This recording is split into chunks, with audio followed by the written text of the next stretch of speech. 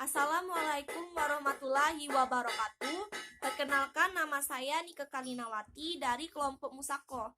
Jadi saya akan menjelaskan materi saya, yaitu tentang jenis pekerjaan Musako, batanya Musako, dan dasar hukum Musako.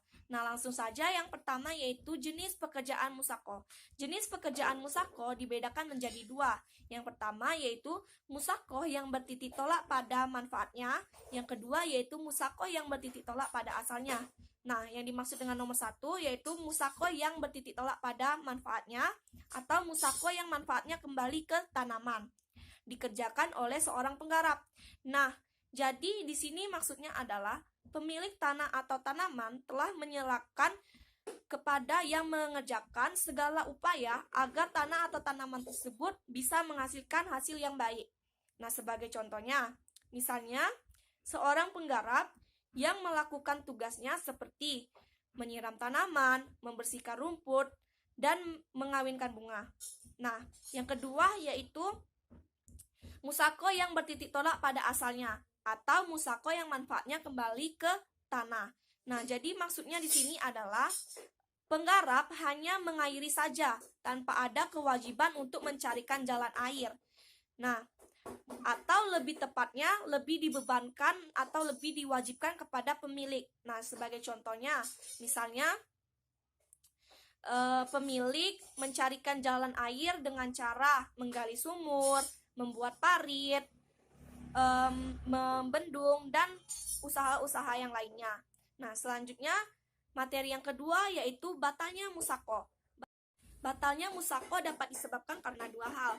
Yang pertama yaitu penggarap tidak dapat melaksanakan tugasnya. Yang kedua yaitu meninggalnya salah seorang yang melakukan akad. Nah, yang dimaksud yang pertama, penggarap tidak dapat melaksanakan tugas yaitu, jika di dalam akad disyaratkan bahwa penggarap harus bisa melaksanakan tugas secara langsung, maka Musako akan batal apabila penggarap tidak dapat melaksanakan tugas. Nah, namun apabila dalam akad tidak disyaratkan demikian, maka Musako tidak akan batal, tapi harus tetap mencarikan pengganti. Nah, selanjutnya yang kedua yaitu meninggalnya salah seorang yang melakukan akad. Nah, maksudnya yaitu apabila salah seorang yang melakukan akad meninggal, maka akad tersebut akan batal. Nah, kecuali dalam akad dicantumkan bahwa ahli waris masing-masing bisa menggantikan kedudukannya. Nah, selanjutnya materi yang ketiga yaitu dasar hukum Musako.